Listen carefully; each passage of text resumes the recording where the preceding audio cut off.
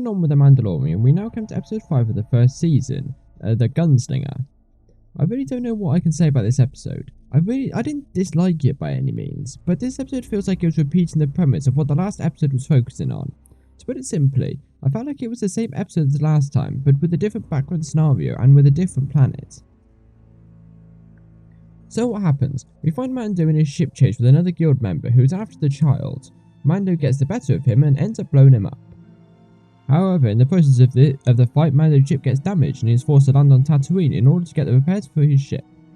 Not having enough credits for the work to be completed, he searches around Mos Eisley for work to complete the work that he's doing. And while doing this, he comes across a rookie guild member who has taken a job to make him a member of the guild. Mando accepts to help him and they go and find his bounty.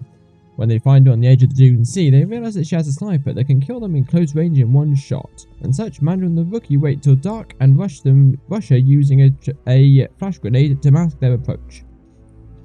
Once she is captured, Mando goes and finds the means of transportation back to the spaceport. Meanwhile, the rookie learns a bounty about Mando causing a scene, and now there's a big price on his head. This causes the rookie to kill the bounty and go and hunt down Mando, which doesn't go well, and he ends up getting killed himself. Now, you guys know that because I've mentioned it in previous reviews how I do these reviews and how it is scripted. When I watch the episodes, I write down some key notes about the episode as I watch it and then use them as topics for different things that I can talk about while I'm writing the script for the reviews. However, for this episode I didn't write much because there wasn't really much happening that I really thought was worthwhile talking about, because the basis of the episode was the same as the last one, just with different background scenario and on a different planet. This is how I feel the past 2 episodes have gone. Land on a world in hopes to solve an issue that Mando is having, either whether it's an issue that means he cannot continue his journey, or an issue where he needs to land in order to protect the child. While on the planet, he finds someone or a group of people who are in need of help because the task that they want to do is too dangerous to do it alone, and others have tried but have not succeeded, and such they look at Mando to provide it, and Mando accepts. Along the way, he meets someone who is able to look after the child whilst he goes on this dangerous task. While completing this task, they come across an issue that means they have to rethink their strategy, which usually means they have to fall back and come later with a new plan. This plan then works and the threat has been eliminated, meaning Mando can continue on his way. Now, the only part of this episode that I did enjoy was the final 5 minutes where the rookies attempted to get Mando to surrender, because it was different. However, you knew that his plan wasn't going to work, and because of this, because of the rookie's determination, he would end up getting killed by someone, and most likely with Mando. Again, I didn't hate this episode, nor did I really dislike it. I just found it boring because we have seen this episode before. And not only that, it was literally the last episode we saw. And such, the episodes are so close together you can really draw easy comparisons. Now, I'm not against at all the idea of reusing like scenarios and episode structures for different episodes, because sometimes it's needed to fit in with what the episode is trying to tell you.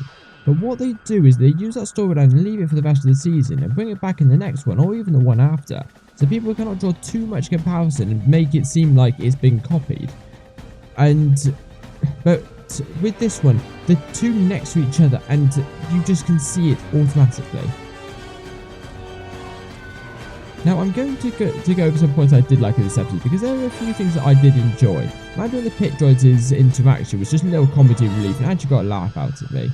It was done maybe 1 too many times to my liking, however it was done at different times. The different times this happened was spread throughout the episode. It didn't feel like it was too much or was too frequent. Mando using sign language to negotiate with the Tusken Raiders was also cool as well. I thought that the Tuskens would have attacked, but they seemed at peace. The only thing I wish they did in this scene was have the rookie say, "How did you know how to do that?" And then Mando replies, "I've done jobs here before, so I know how they work." It added a little backstory to Mando, which was definitely lacking in this episode in comparison to the last 3. The Stormtrooper helmets being on 6 is also something that I found really cool to look at and analyse as well.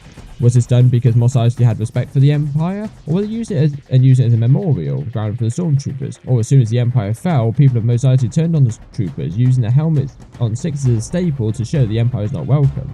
I'm going to go with the second one, but it's nice to analyse.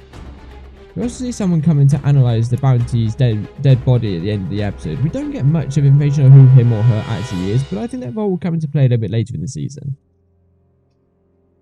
So overall, I didn't enjoy this episode. However, there were a couple of things I really did enjoy, and I thought were pretty cool. However, we'll have to wait until the next episode to see what happens to the Mandalorian next.